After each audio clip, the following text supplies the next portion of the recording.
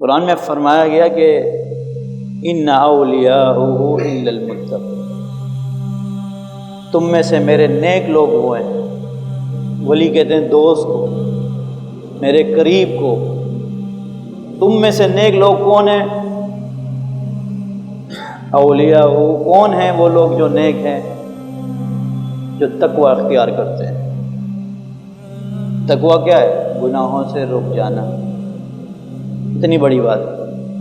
اگر تم نے اللہ کا دوست بننا ہے، اللہ کے قریب ہونا ہے، اللہ کا قرب چاہتے ہو، تو چاند پر نہیں جانا، ہواؤں پر اڑنا نہیں ہے، ستاروں کو توڑ کے نہیں لانا، چاند کو نہیں لانا۔ کیا کرنا ہے؟ صرف گناہوں سے بچنا ہے، بس یہ کام ہے۔ الا المتقون، گناہوں سے بچنا ہے، یہی تقوی ہے بس۔ اس لیے کہا گیا ہے کہ اللہ کے نیک لوگ تم بنو گے کب؟ جب تم اپنے آپ کو، اپنے وجود کو وَذَرُوا ظَاهِرَ الْإِثْمِ وَبَاطِنَهُ، ظاہری اور باطنی گناہوں سے اپنے وجود کو روک لو گے۔ دیکھو انسان خطا کا ایک پتلا ہے۔ کل بنی آدم، نبی اکرم صلی اللہ علیہ وسلم نے فرمایا جتنے بنی آدم ہیں خطا کا پتلا ہے، ان سے غلطیاں، گناہ سرزد ہو جاتی ہیں، مگر بہترین کون ہے تم میں سے؟ جو اللہ سے توبہ کرنے والا ہے، گناہوں سے بچنے والا ہے، استغفار کرنے والا ہے۔ اس لیے تو کہا گیا نا الوقایۃ خیر من العلاج، احتیاط بہتر ہے علاج سے۔ آپ گناہ بھی کرتے جا رہے ہیں اور بول رہے ہیں عبادت میں سکون بھی، مزہ بھی نہیں آ رہا۔ یہ ٹھیک اسی طرح مثال ہے کہ اگر بالٹی میں سوراخ ہو، اوپر سے نل کا کھول دیں، وہ بھرتی نہیں ہے، ہم بولتے ہیں یار پانی کم آ رہا ہے، پانی کم نہیں آ رہا، اس بالٹی میں سوراخ ہے جو پانی کو لیک کر رہا ہے۔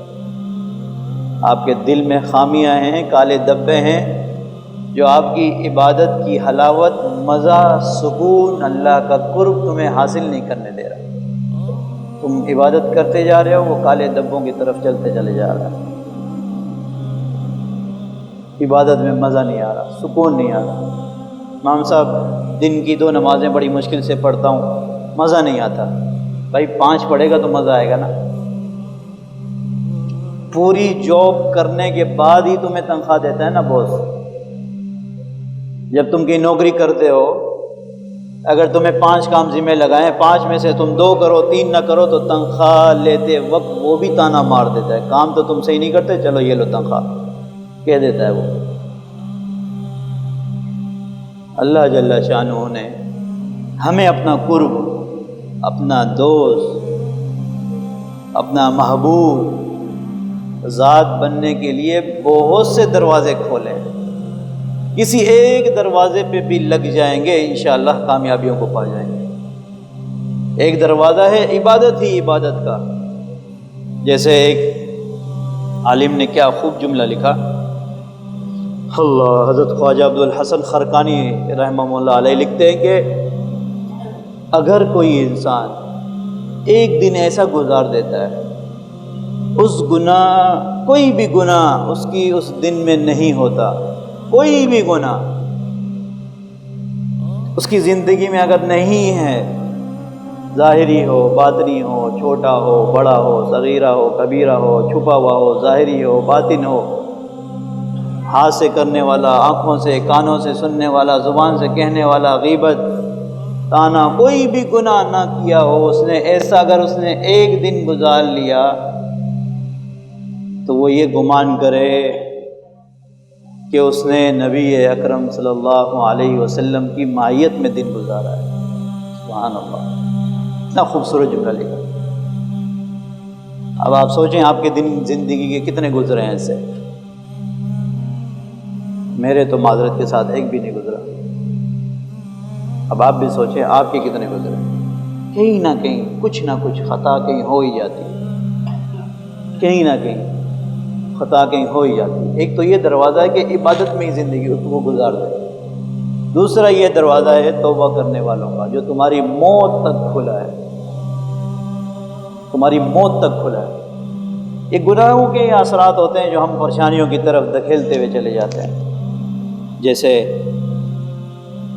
حضرت نوح علیہ السلام کی قوم آئی نا، حضرت نوح علیہ السلام کو کہتی کہ بارش نہیں ہو رہی، قحط سالی ہو گئی ہے، زمینوں نے پھل اگانا چھوڑ دیا ہے، سبزیاں نہیں اگ رہی، ہماری نرینہ اولادیں نہیں ہو رہی. یہ سب کیا تھا؟ یہ گناہوں کے اثرات تھے. تو میرے بھائی یہ چھوٹے چھوٹے گناہ جو ہوتے ہیں یہ اس کے اثرات ہماری زندگی میں مرتب ہوتے ہیں.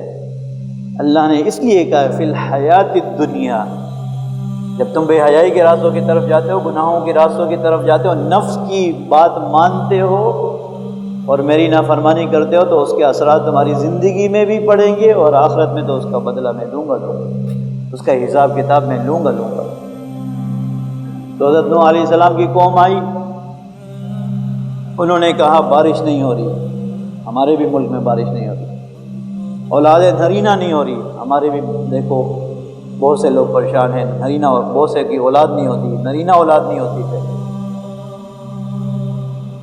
اللہ اکبر. اور پھر دیکھو کہ پھل فروٹ نہیں اگ رہے، موسمی نہیں آ رہا، بارش ہی نہیں ہو رہی، بادل ہی نہیں ہو رہے، برس رہے. حضرت نوح علیہ السلام نے انہیں کیا جواب دیا؟ قرآن کا وہ پیارا سا حصہ فَقُلْتُ اسْتَغْفِرُوا رَبَّكُمْ. انہوں نے حضرت نوح علیہ السلام کو کہا کہ آپ اللہ سے دعا کیجیے اپنے رب سے کہ یہ سب چیزیں کھل جائیں.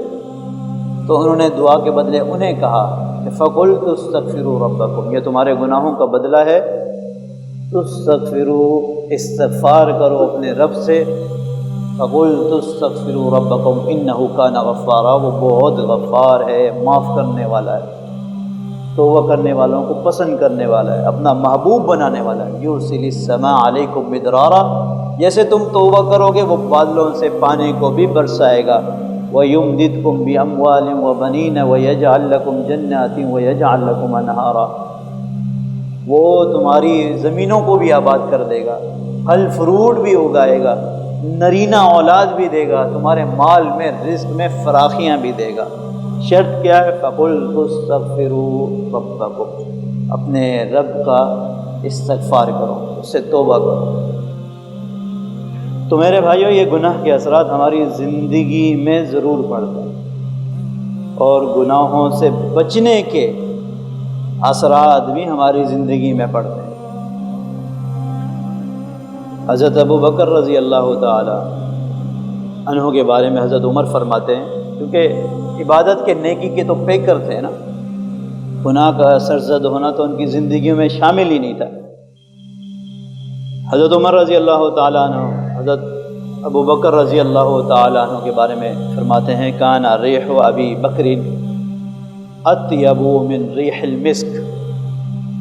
فرماتے ہیں جب حضرت ابو بکر محفل میں موجود ہوتے ہیں یا ہمارے سامنے سے گزرتے ہیں یا ان کے وجود کے ہم قریب ہوتے ہیں تو ان کے جسم سے مشک کی خوشبو آتی ہے. جب حضرت ابو بکر سے پوچھا تو حضرت ابو بکر نے کہا میں تو خوشبو استعمال ہی نہیں کرتا، اور جسم سے خوشبو مشک کی آتی ہے. گناہوں سے بچیں گے تو آپ کے منہ سے بدبو بھی نہیں آئے گی، جو نبی اکرم صلی اللہ علیہ وسلم نے فرمایا جھوٹ بولو گے تو تمہاری منہ کی بو سے تمہارے رحمت کے فرشتے دور ہو جائیں گے. جب انسان فوت ہوتا ہے تو فرشتے آ کر سونگھتے ہیں کہ اس کے کس کس اعضاء سے گناہوں کی بدبو آ رہی ہے، کون سا اعضاء ہمارا محفوظ ہے گناہوں سے جس سے بدبو نہیں آئے گی. اس لیے کہا گیا وَذَرُوا ظَاهِرَ الْإِثْمِ وَبَاطِنَهُ، پورے وجود کو ہم نے اپنے گناہوں سے بچا کر رکھنا ہے.